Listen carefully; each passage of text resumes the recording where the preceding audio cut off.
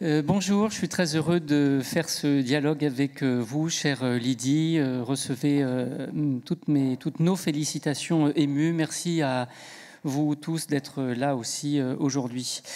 Alors, quand on a préparé cet entretien, Lydie, vous m'avez dit que vous étiez timide et que vous n'osiez pas trop parler en public. Mais vous vous moquiez de moi, c'est pas vrai en fait. Si, c'est vrai. Si, c'est vrai. Mais je sais l'expliquer. Alors, explique. Oui, c'est le moment, c'est le moment. Donc, comme je l'ai dit dans quelques livres, je suis née de parents espagnols, réfugiés politiques en France en 1939, et qui ont eu le mauvais goût de parler un très, très, très mauvais français quand ils étaient en France. Cette langue que j'ai appelée avec beaucoup de tendresse, évidemment, des années après, le fragnol. Et il se trouvait qu'à l'école, il m'arrivait de répéter ces incorrections de ma mère, si bien que petit à petit, j'ai eu de plus en plus de peine à prendre la parole et à lever le doigt, mais vraiment, vraiment. Et j'en bégayais. Il est arrivé deux choses, c'est que je me suis jetée dans la lecture pour apprendre le français, le beau français, le bien dire, d'où ce goût que j'ai des mots rares, on en parlera peut-être. Et puis aussi, une des conséquences sans doute encore plus heureuses, c'est que cette difficulté à parler, je l'ai convertie en écriture, puisqu'il fallait que les choses se disent. Voilà pourquoi. Mais c'est vrai que de la honte à mal parler, j'en ai encore gardé les traces. Il m'arrive d'avoir une appréhension vraiment à dire certaines choses par peur de mal dire encore aujourd'hui. Et je racontais hier à Isabelle qu'il m'était arrivé en classe de dire, au lieu de dire omelette, de dire moulette, comme disait ma mère. Et la remontrance de l'institutrice qui s'en est suivie, j'en ai encore aujourd'hui, 70 ans après, le souvenir. Voilà. Mais je crois que je ne suis pas la seule dans ce cas, bien sûr. Vous préférez écrire plutôt que parler, si je comprends bien. 1000 fois. Bon, alors on va vous faire sentir quand même en confiance, assez pour que vous acceptiez de nous parler bien cet après-midi. Alors je voulais puisqu'on ne vous a pas vraiment présenté et que je ne compte pas le faire non plus, je voulais vous poser des questions qui relèvent de votre parcours, de votre enfance. Comme ça, vous allez d'une certaine manière vous présenter vous-même. La première question que je voulais vous poser, c'est quel est votre plus ancien souvenir? Si vous remontez le plus loin dans votre moi reptilien, c'est quoi votre plus ancien souvenir?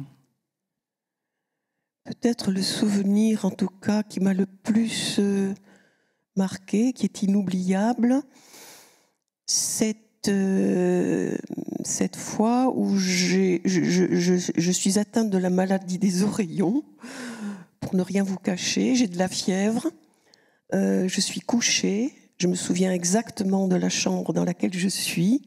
Il se trouve que m'est arrivé un livre qui s'appelle « Sans famille ». Alors, je ne sais pas si c'est Marie, ma sœur, qui me le donne, ou si c'est mon instituteur, je n'en sais rien. Et l'effet de ce livre est monstrueux sur moi. J'en garde au point que je me mets à déraisonner et que le docteur Couret, tu t'en souviens, Marie, vient à mon chevet en disant il faut lui mettre des compresses d'eau froide. Cet enfant, ce livre m'avait enthousiasmée pour peut-être des raisons que je n'arriverai à comprendre que des années après. C'est que, donc vous connaissez l'histoire, c'est le petit Rémi qui découvre la vie sans famille, et sans doute que pour moi c'était comme une espèce d'horizon délicieux de vivre sans famille. Mais vous aviez la fièvre aussi, si je comprends bien. Oui, bien sûr. Enfin, en tout cas, on a fait venir le médecin pour ce drôle de délire. Pour les oreillons d'abord. Alors, je crois aussi que dans une vie, il y a des moments de bifurcation. Et je voudrais vous interroger sur les moments où vous avez senti que votre vie bifurquait. Est-ce que parmi ces moments de bifurcation, le fait d'avoir été publié pour la première fois, ça a joué un rôle de tournant définitif? Oui, mais je crois qu'avant, cette rencontre avec l'édition. Il y avait eu la rencontre avec la folie, puisque j'ai fait des études de lettres, puis de médecine, puis de psychiatrie. Et j'ai travaillé comme médecin résident, je crois que je te l'ai dit, Yvan, plusieurs années dans une clinique psychiatrique. Et je dis encore aujourd'hui, et ça n'est pas, comment le dire, coquetterie, que ce sont peut-être les plus belles années de ma vie, parce que les psychotiques et les hospitalisés en général n'en ont rien à faire de votre statut social, de votre paraître, de vos discours doctes, de votre culture et tout ça. Ça n'est pas ça qui compte. Ce qui comptait quand j'étais médecin résident à Bouc-Bel-Air, pour être plus précise, c'était d'échanger une cigarette avec les malades, c'était de regarder une émission de télévision ensemble, c'était de faire des jeux au moment dans une cafétéria. Après le déjeuner, je déjeunais avec eux, je passais mes soirées avec eux, j'étais médecin résident. Et ça m'a fait, je pense, complètement changer. Ça a complètement changé mon regard sur les autres, sur le monde, sur la folie, bien sûr. Et je suis encore aujourd'hui indignée, mais indignée au-delà du possible, lorsqu'on porte ce regard si péjoratif sur ceux qu'on appelle le fou, et qui sont souvent d'une humanité, d'une sensibilité autrement plus grande et plus belle. Je ne les magnifie pas. Je sais combien il y a de douleur dans la folie et combien ça peut être un calvaire de la vivre. Mais en tout cas, ils m'ont complètement fait, je crois, fait changer mon regard sur les choses. Donc c'est de l'ordre de la bifurcation, vraiment. Oui, sûrement. En tout cas, c'est une porte s'ouvre qui était restée fermée jusque-là, j'en suis sûre. Et le fait d'être publié, ça vous a touché? Ça a été important pour vous? Ou ça a été dans la continuité de ce luxe d'écrire? Alors, oui, parce que tu as raison de parler de luxe, puisque jusqu'à ce que j'ai un métier, et jusqu'à 40 ans, pour moi, écrire était un luxe de riche.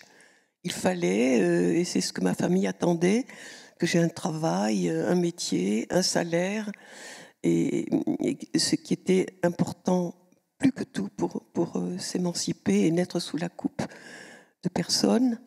Et donc j'ai attendu d'avoir plus de 40 ans pour m'autoriser à écrire. Je dis bien m'autoriser, c'est une autorisation qu'on se donne, je l'ai souvent dit. Et comme j'ai un esprit méchant, je dis parfois que des gens se donnent cette autorisation sans vraiment avoir le talent, et que d'autres, dont je sens qu'il y a un nœud, je ne sais quoi, de talentueux, n'arrivent pas à se donner cette autorisation. Et personne ne peut vous la donner que vous-même. Tout cela pour dire que j'ai commencé à écrire à 40 ans, mais mes parents étaient vivants, et ma mère me disait « Mais pourquoi tu t'embêtes à écrire alors que tu as un si beau métier ?» Du coup, ça remet les choses à leur place, vraiment, vraiment. Hier, on parlait de votre œuvre, et puis vous parliez, on était quelques-uns à table, et puis vous évoquiez vos livres. Et puis l'un d'entre nous vous a parlé d'un livre de vous qu'il admirait particulièrement, et vous lui avez répondu oh ben, ce livre-là, je l'ai oublié un peu, je ne sais plus très bien exactement de quoi il parle. Et je peux vous croire, c'est vrai qu'après tout, on oublie bien des choses dans la vie, pourquoi ne pas oublier ses propres livres? Alors la question que je voudrais vous poser, c'est quel est votre livre que vous avez le plus oublié? Tout homme est une nuit que je déteste. Mais je le déteste parce qu'il reste lié à cette période où j'étais sous chimio, forte dose. Voilà, et je faisais quelques séjours à l'hôpital. Et du coup, je l'ai écrit sans doute pour m'accrocher à quelque chose.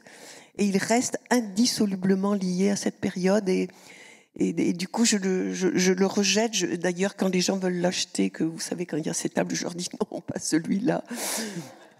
Alors que celui-là, vous voulez l'oublier, mais oui. Il y en a que vous oubliez involontairement. mais les livres nous quittent, ou je les quitte. Je ne sais pas dans quel sens ça se passe. Les livres nous quittent. L'inoubliable, c'est celui qu'on vient de quitter à peine. ce sont des histoires d'amour, ça fonctionne comme l'amour. Et celui pour lequel on est absolument, passionné, c'est celui qui est en train de naître, qui est à venir, c'est celui-là qu'on aime. Et là, je me souviens presque parfaitement de lui. Dans plusieurs de vos livres, notamment quand vous évoquez votre histoire familiale ou l'exil ou l'immigration, et puis aussi dans plusieurs entretiens que vous avez donnés, vous évoquez l'importance que revêt à vos yeux la fin des années 30 et notamment l'année 1939. Et je voudrais vous interroger sur cette année-là. En quoi elle résonne dans votre histoire familiale, dans votre psyché, dans votre musée personnel? C'est quoi 1939? Alors, peut-être quelques années avant, en 1937, donc ma mère quitte le village de Fatarella, en Catalogne, va faire différents séjours. Et en 1939, avec le coup d'État franquiste, elle va partir à pied et marcher pendant 45 jours, je crois, ou plus. Tu me diras, Marie, si tu te souviens mieux que moi. C'est mon interlocuteur préféré. Et elle va passer donc la frontière des Pyrénées et elle va être enfermée dans le camp de concentration d'Argelès-sur-Mer, en bord de plage. Et on a conservé une couverture qu'on lui avait donnée à ce moment-là. C'est une couverture, je ne sais pas si vous les avez, très fine, que j'ai gardée aujourd'hui. Elle va connaître mon père pendant la retirada, ce qu'on appelait la retirada. Elle va être ensuite transportée dans le camp d'internement de Mozac. Et j'expliquais tout à l'heure pourquoi je détestais les voyages. C'est que donc ma mère, qui ne sait pas un mot de français, qui ne sait rien de la France, qui ne sait rien de la culture française, se trouve soudain dans un train, sans savoir où elle va, sans pouvoir rien demander. Et elle en avait conçu une phobie des trains extraordinaires. Et quand elle venait me voir à Toulouse en train, elle me disait 10 fois de suite tu m'attendras à tel endroit, je serai au wagon.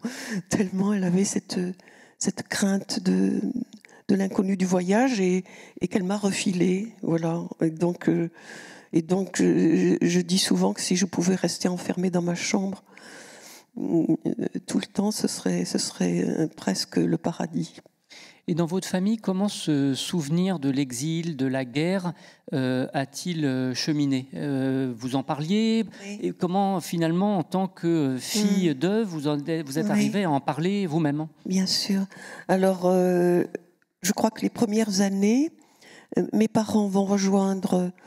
ma mère souhaite rejoindre une amie d'elle de Fatarella qui habite à Haute-Rive dans la Haute-Garonne, et là va se créer et se former une espèce de communauté de réfugiés politiques espagnols qui ont, je crois, en tête encore l'espoir de pouvoir retourner en Espagne si Franco tombe.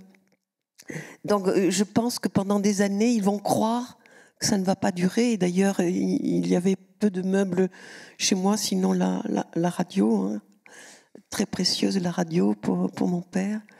Et puis petit à petit, avec les enfants qui naissent, et une certaine acceptation se fait, et ils vont se résoudre à rester en France. Je dis se résoudre surtout pour mon père, parce que je pense qu'il a été un exilé très, très malheureux. Donc très parano, du coup. Ma mère était plus joueuse avec l'exil, me semble-t-il. Quand vous parlez d'exil, d'immigration et de vos parents, vous mettez l'accent souvent, il m'a semblé, sur le rapport au corps, les aspects corporels, parce que parfois, quand on quitte son pays, on a froid, on a faim, on a peur. Et donc, il y a quelque chose de corporelle, enfin il me semble, dans votre approche. Est-ce que vous diriez que cette corporéité si présente dans votre littérature, c'est lié à l'expérience de l'exil, du dénuement, ou aussi de vos études médicales? Parce qu'après tout, des corps nus, absolument, des corps souffrants, vous en avez vu aussi. Absolument, absolument. C'est vrai que c'est une discipline pour regarder un corps sans jugement ni moral, ni esthétique, ni politique. Bref, c'est regarder le corps nu de l'autre tel qu'il est. Et ça, c'est un apprentissage de la médecine qui, je pense, a été très positif pour moi. Et j'ai souvent abordé les questions du corps en littérature et du corps sexuel aussi dans le petit traité d'éducation lubrique. Puisqu'on est très sérieux depuis le début, je dis quand même que j'ai écrit un livre pas sérieux du tout. Alors, vous me donnez une magnifique occasion de vous citer, chère Lydie, car dans ce traité d'éducation lubrique, vous donnez des conseils et vous allez me permettre de vous citer et vous allez voir, je vais détendre l'atmosphère aussitôt. Alors, je vous cite Lydie Salvert. À propos de fellation, vous donnez ce conseil, je vous cite, « Garez votre automobile dans un endroit peu fréquenté. En effet, un coup de klaxon et la jeune fille pourrait lâcher votre sexe sans autre préambule ou pire, s'étrangler en avalant de travers. » Il y a quelque chose dans votre littérature de jaculatoire. Alors, je précise que jaculatoire, ça veut dire exalté, lyrique. Mais je crois qu'il y a quelque chose de profondément libéré vis-à-vis du corps et du sexe. Et donc, voilà, je voudrais que vous nous parliez de cette exaltation du corps de l'autre, mais cette fois, pas le corps souffrant, mais le corps exalté.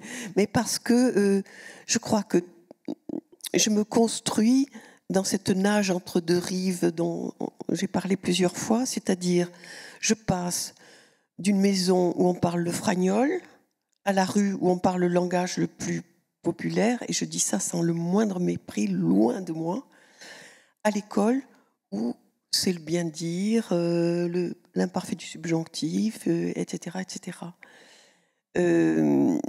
Et je fais mon miel de ce passage entre la haute littérature, voilà, les envolées lyriques, etc., et cette langue populaire que j'aime infiniment, qu'on dit parfois vulgaire, qu'on dit cru, et je l'aime pour ça aussi, mais en mettant les deux au même niveau, sans hiérarchie. En tout cas, je m'y efforce, parce que elles s'embrassent, elles sont l'une sert l'autre et l'autre l'une, et je n'aime rien tant que cette hybridation entre la dite haute culture et la dite basse culture, vraiment.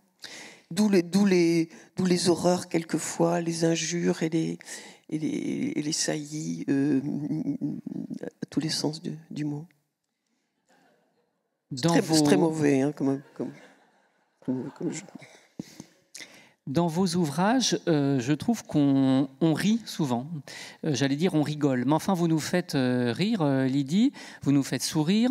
Et je crois qu'il y a dans plusieurs de vos ouvrages une dimension parodique. Vous avez rendu hommage ici et là à Swift ou à Cervantes, bien sûr. Et je voulais vous interroger sur ces regards à la fois humoristiques, distanciés, critique que vous portez sur le monde et surtout sur vos semblables. Est-ce que le mot de parodie, ça vous évoque quelque chose, et est-ce que ça définit aussi le regard que vous portez ? Je me suis prise d'amour il y a quelques années, d'abord pour le parodique chez le Quichotte, chez Cervantes, parodie du roman chevaleresque, et pour la satire en général, pour la satire.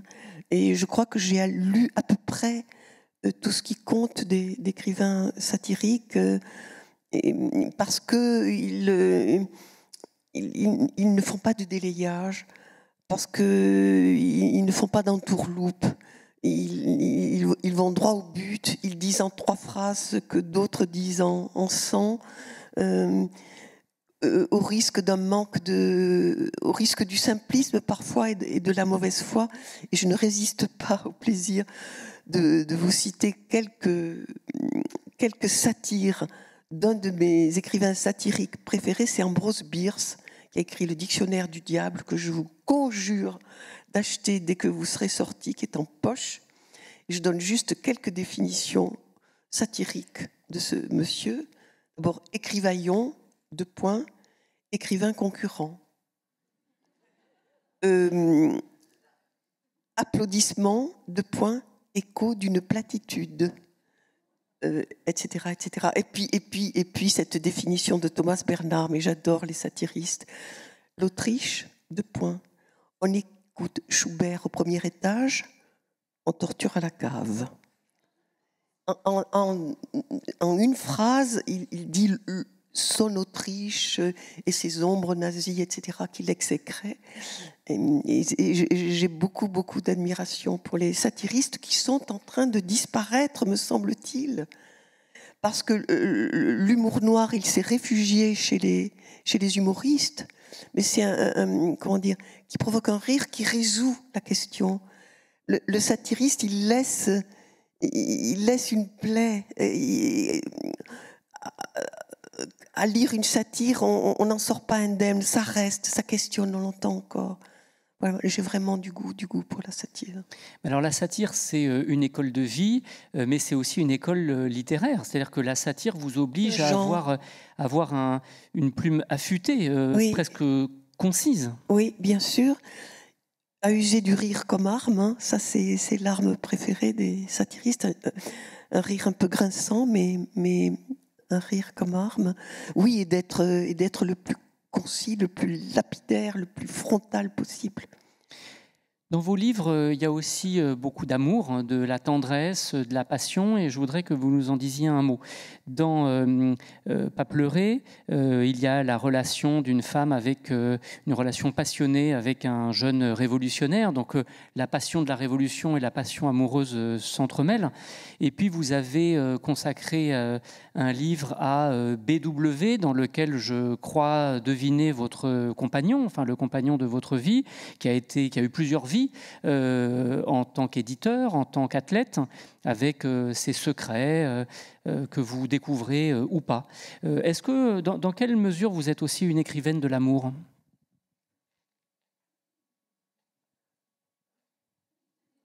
Je le cache bien en général.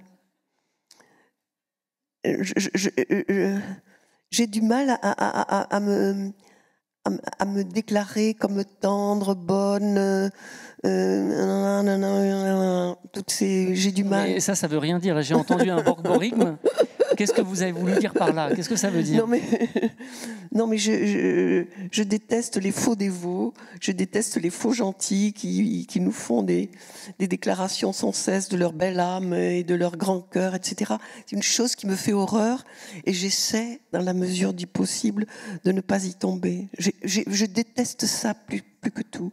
Et alors les faux gauchistes qui, avec leur rapport et la façon dont ils se servent des démunis, des exilés, etc., pour vendre leur cam, ça me met en rage.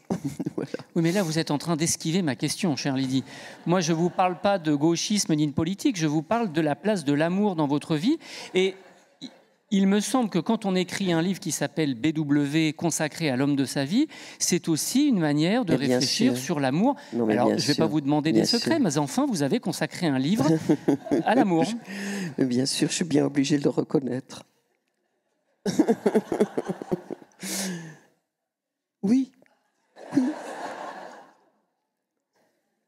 Donc, je ne suis pas aussi méchante qu'on le croit.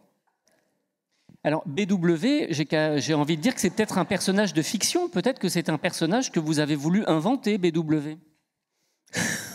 Il veut me faire cracher le morceau. Non, mais... Je raconte BW un peu, je dis d'où c'est venu. Tu crois que c'est bien ? Donc, BW, c'est Bernard Wallet qui n'a pas pu venir parce que, pour une histoire de bref, compliquée. Puisque vous avez du mal, chère Lydie, à répondre à ma question, je vais la formuler autrement.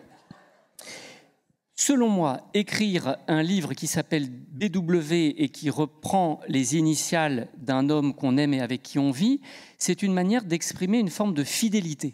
Donc, Oui. Je ne vais pas vous demander si la fidélité en amour est une bonne chose, mais je vais vous dire, est-ce que vous êtes quelqu'un de fidèle dans la continuité de vos sentiments? Mais je suis d'une fidélité, je dirais, pathologique. Pire que ça. C'est pas de la fidélité, c'est de la fidélité pathologique. Et pourquoi? Mais je ne sais pas. Je ne sais pas. Mais par exemple, je suis fidèle au seuil parce qu'il m'a fait exister et malgré les propositions qui m'avaient été faites jusqu'à présent, je ne sais pas. Voilà, je suis une malade de la fidélité. Il y a un amour aussi que vous exprimez, c'est l'amour pour la musique. Et il me semble que la musique a une place importante dans votre œuvre, parce que d'abord, certains de vos textes ont été mis en musique. Vous avez écrit un livre avec Serge Tissoguet, qui, comme chacun sait, est le guitariste et cofondateur de Noir Désir. Et vous avez aussi consacré un livre, Hymne, à la légende de Hendrix à la fin des années 60 et au début des années 70. Quelle est la place de la musique, non seulement dans votre vie, mais encore dans votre écriture? Justement, la musique, celle des orchestres, celle des chansons, etc., c'est presque entièrement réfugié dans l'écriture. Je ne supporte que les textes musicaux. Je ne peux lire que les textes musicaux. Du coup, je me passe presque de la musique musicienne, je ne sais pas comment le dire. Et si je lis un livre où je n'entends rien de son rythme, de son souffle, de sa scansion, je ne peux pas le lire. Je ne peux pas le lire. Quand vous avez travaillé avec Serge Tissoguet ou sur Hendrix, Oui. C'était aussi le choix d'une musique particulière. Moi, j'y suis sensible parce que ça renvoie à la pop culture et aux musiques populaires, mais c'était le choix, en l'occurrence, du rock. Oui, oui. Serge Tissoguet qui lit un texte qui peut dire mode majeur, mode mineur, enfin bref, il fait le même déchiffrage du texte que est-ce que je peux le renverser comme ça? Bref, non, j'arrive pas à terminer ma phrase. C'est parce que vous avez oublié ma question ou mais je veux dire qu'il a le même rapport à la musique que j'ai au texte. C'est-à-dire que toute la musique est dans le texte. Et lui, il ne lit un texte que s'il est musique. Je ne sais pas si je me fais comprendre. Je vous comprends, mais il y a quand même une différence que je voudrais souligner, c'est que Hendrix, lui, n'avait pas peur de se jeter dans la foule de ses admirateurs. Et vous, on sent qu'il y a quand même, vous n'êtes pas encore prête à vous jeter dans la foule. Vous voulez que j'essaie? Il était un grand timide par ailleurs, immensément timide, puisqu'il venait aussi d'un milieu plus que prolétaire. Qu'il n'avait jamais appris le solfège, ça aussi, ça m'a plu complètement. Et quand Miles Davis lui propose de faire un morceau de musique ensemble, il n'ose pas lui dire qu'il ne sait pas déchiffrer un texte, alors qu'il était un génie musical et qu'il a inventé la musique sauvagement, intuitivement, bien mieux que plein de choses. Et peut-être on pourrait enchaîner sur l'analphabétisme et l'esprit d'enfance et l'idiotie en littérature et la méfiance des... Je me jette là-dedans. Bien sûr, je vous en prie. Proust disait que quand on écrit, l'intelligence ne sert à rien. Qu'elle est d'un piètre secours. Qu'elle nous fait juste comprendre que c'est l'instinct qui marche, que c'est l'émotion qui marche, quelque chose qu'on ne sait pas dire. Et pour avoir assisté à un colloque universitaire autour de mon travail, les universitaires me disaient « Mais pourquoi là, vous dites nous ?» Je disais « Je n'en sais rien. » Il y a une espèce de chose sauvage comme ça, qu'on comprend peut-être après, mais pas forcément pas forcément.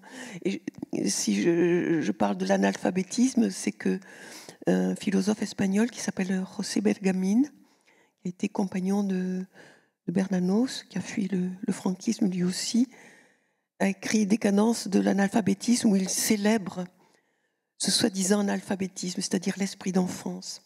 Il dit, retrouvons cet esprit d'enfance, retrouvons ce plaisir du jeu, de la pensée, et non pas là, cette pensée rigide, universitaire, installée, docte, etc.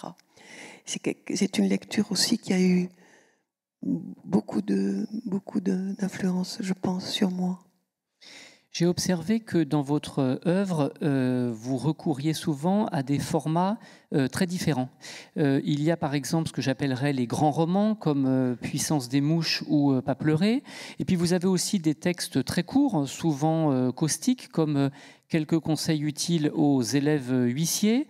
Et puis à d'autres moments, vous faites appel à des formes plus étonnantes que dans le roman, comme le monologue dans La compagnie des spectres. Est-ce que vous avez conscience de parcourir toute la gamme de ces formats, ou c'est quelque chose dont on s'aperçoit après coup? C'est pas une volonté de départ. Je me dis pas je vais écrire un livre bref. Il se trouve que lorsque je l'écris, il s'avère ne pas supporter la longueur ou inversement. Mais peut-être parler de ce dont aussi tu sais parler, Yvan, c'est ce qu'on appelait hier le transgenre. C'est-à-dire que j'adore de plus en plus ces récits qui mélangent les registres et les genres, la fois la prose poétique, et pourquoi pas la philosophie, et pourquoi pas la sociologie, et pourquoi les séparer, et pourquoi mettre des frontières étanches, et pourquoi faudrait-il qu'il y ait un genre strict, alors que toutes les frontières se traversent.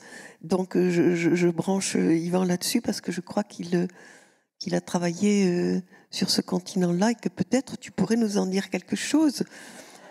Vous voyez comment je lui refile le bébé. Je n'en dirai rien.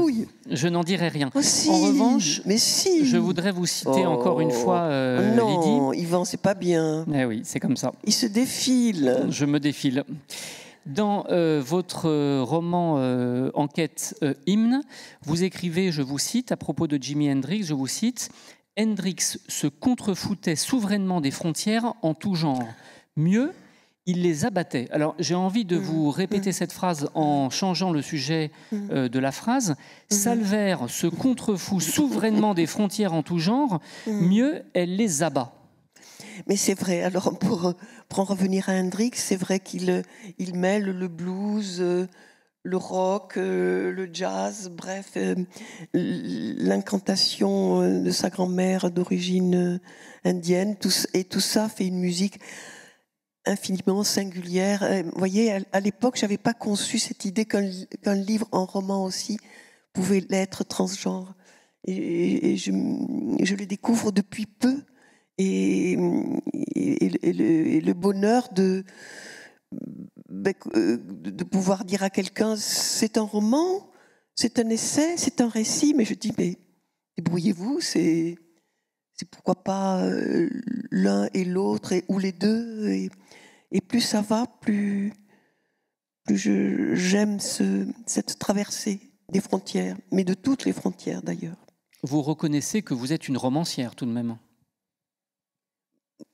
Oui, il faut bien s'annoncer, se présenter d'une manière ou d'une autre. C'est comme ça, si j'étais un crieur et que vous entrez dans une réception, je crie Lydie Salvaire, romancière.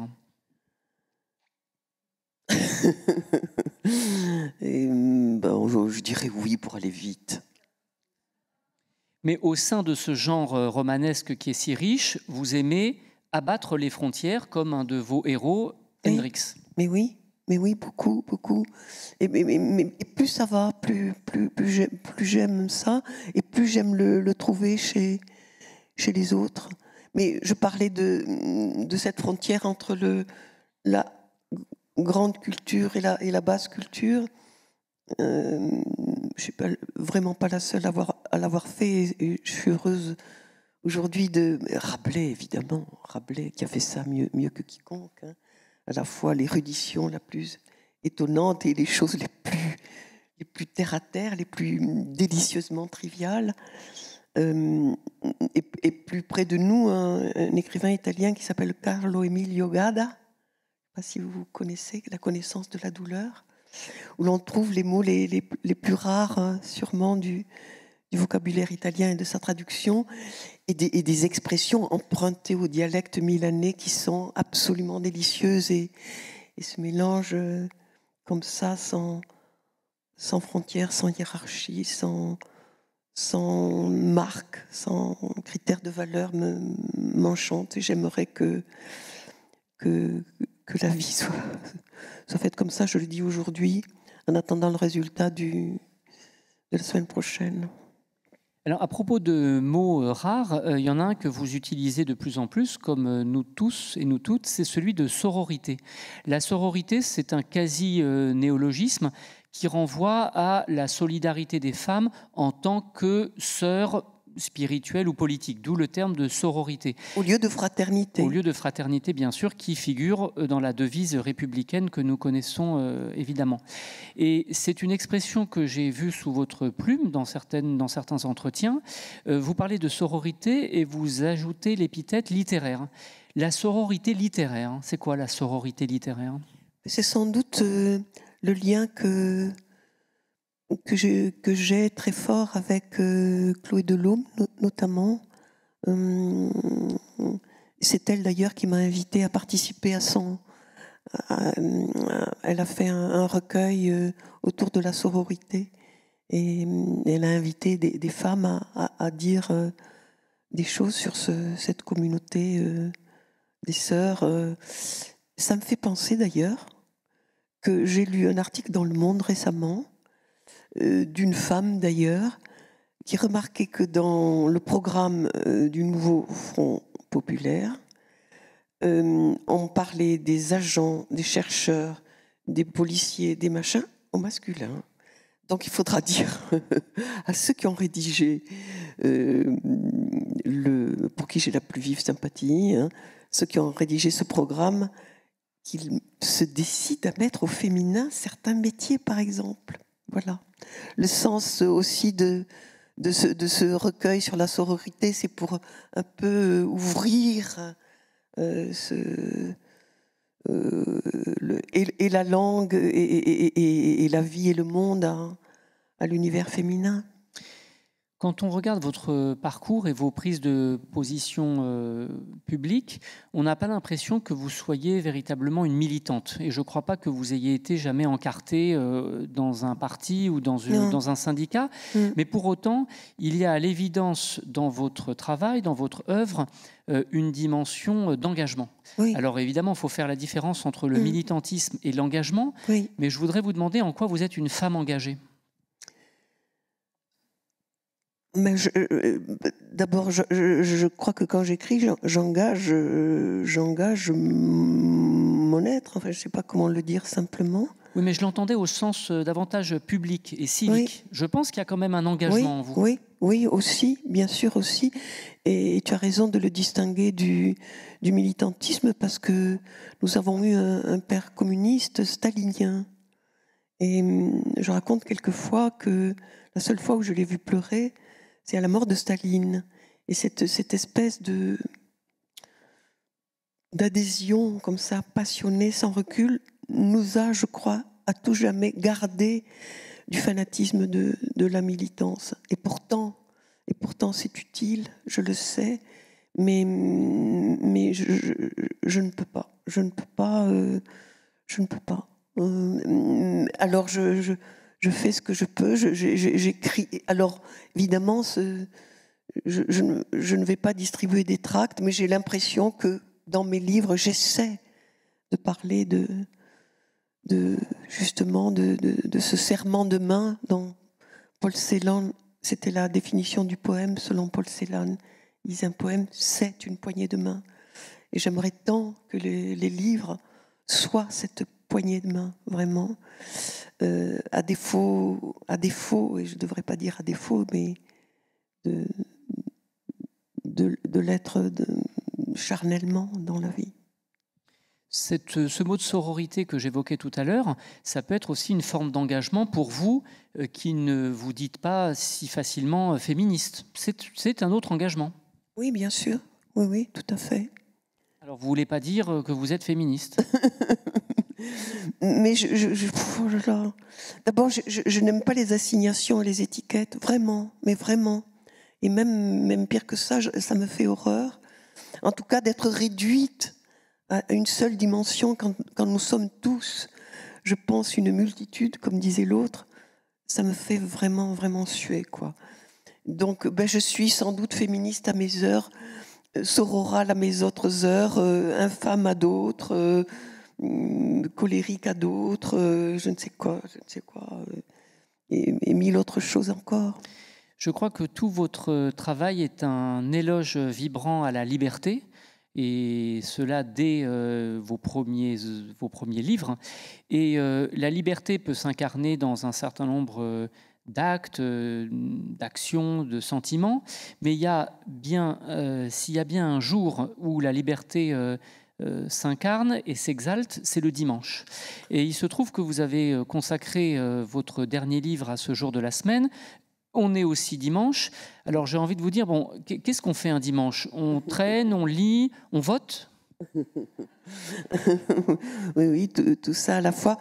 Je précise juste donc que le dernier livre, Depuis toujours nous aimons les dimanches, est un éloge de la paresse, mais un éloge de la paresse pour mieux interroger, mieux questionner le travail qu'on nous vend depuis que nous sommes dans une société marchande et qui a sacralisé le travail comme valeur. Ça m'a permis de questionner, après tant d'autres, la paresse m'a permis de questionner cette fameuse valeur travail dont on nous bassine, parce qu'elle profite à certains et vraiment pas au grand nombre, vraiment pas au grand nombre. Ça veut dire que vous n'avez pas passé votre vie à travailler, que ce soit pour d'autres ou pour vous-même à travers vos livres. Le travail n'est pas votre névrose. Mais en tout cas, quand je parle du travail dans ce livre, c'est évidemment pas le mien ou le tien qui sont des luxes, qui sont des travaux, des activités qu'on a choisies, qu'on fait librement, qu'on aime passionnément, etc. Là, le temps ne se mesure pas, et évidemment, je parle de ce travail salarié, contraint, qu'on est obligé de faire pour bouffer, et dans des conditions souvent très, très difficiles, qui a été un peu mise en question au moment du confinement. Hein. Les gens se sont mis à reconsidérer leur vie et leurs conditions de travail, re-questionner avec la réforme des retraites et les manifestations contre la réforme des retraites. Mais il semblerait que les classes dirigeantes soient sourdes, soient indifférentes à tous ceux qui travaillent dans des conditions pénibles et fatigantes. Mais c'est, comme je le dis dans le livre, et c'est d'ailleurs emprunté à Nietzsche, il disait « Le travail est la meilleure des polices ». Dans un pays, il le dit dans Aurore, dans un pays où tout le monde est attaché à un poste qui lui assure la sécurité, la société est tranquille. Donc, et puis évidemment, assigner un poste est soustrait à la pensée, parce que c'est quand même pas commode de penser quand il y a la cadence à l'usine, hein, soustrait à la rêverie, soustrait au désir, etc. C'est ce que dit Nietzsche dans Aurore, que plein d'autres ont repris. Voilà. Alors on va maintenant écouter votre langue, votre texte, et puisqu'on parle justement de liberté, de paresse et de dimanche, on va écouter Héloïse Lièvre qui va nous lire des extraits de votre dernier livre, après quoi il y aura un échange et vous répondrez aux questions du public qui vous seront adressées. Donc je cède la place à Héloïse Lièvre, que je remercie. Merci infiniment, Yvan. Merci beaucoup. Merci.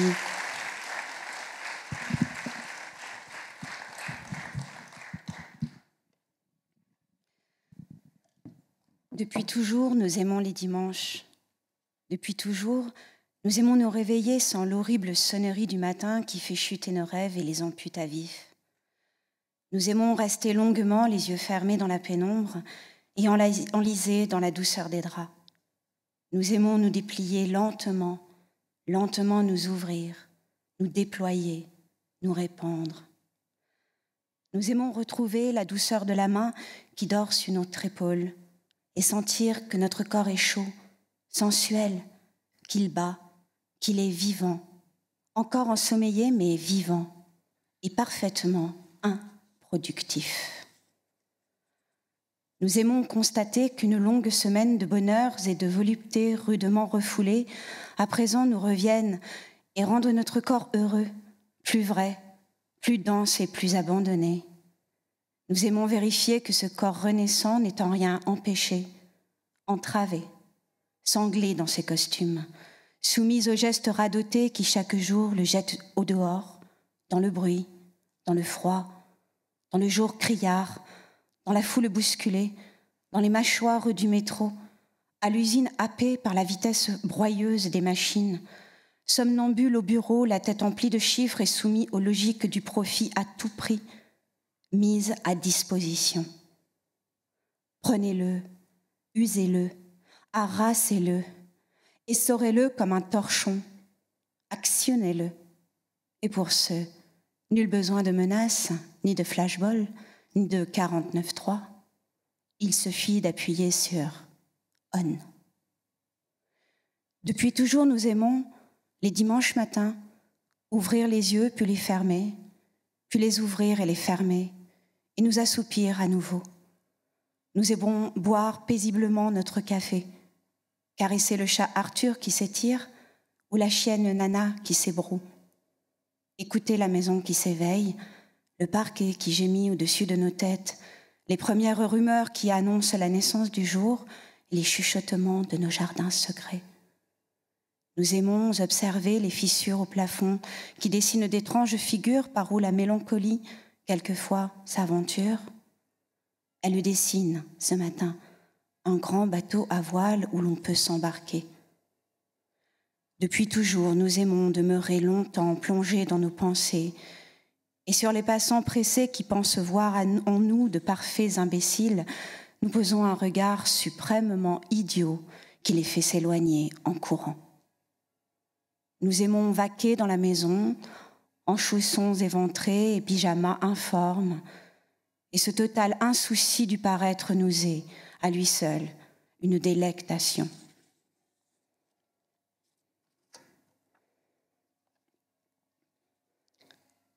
Désormais, donc, ayant saisi l'ivraie à la racine, mis nos pieds dans les plats du CAC 40, balayés sous les tapis de vos énormes consortia, lavé à grande eau les idées préconçues sur le travail et la paresse, ainsi que sur les mensonges qui les fardaient, et battu en brèche l'horreur productiviste coupable selon nous du crime de lèse-vie, nous déclarons, au risque d'être qualifiés d'asociaux, d'extrémistes, de fauteurs de désordre, de prophètes à la noix, d'ennemis de l'humanité, ou pis encore, de dangereux terroristes, nous déclarons simplement que nous cherchons à tâtons, les yeux ouverts dans la pénombre, à humaniser les vies que l'on nous fait et qui ne sont que de foutues saloperies de vie. Nous n'en sommes qu'à nos débuts, mais d'ores et déjà, nous pouvons avancer que, désormais, le travail ne nous définira plus.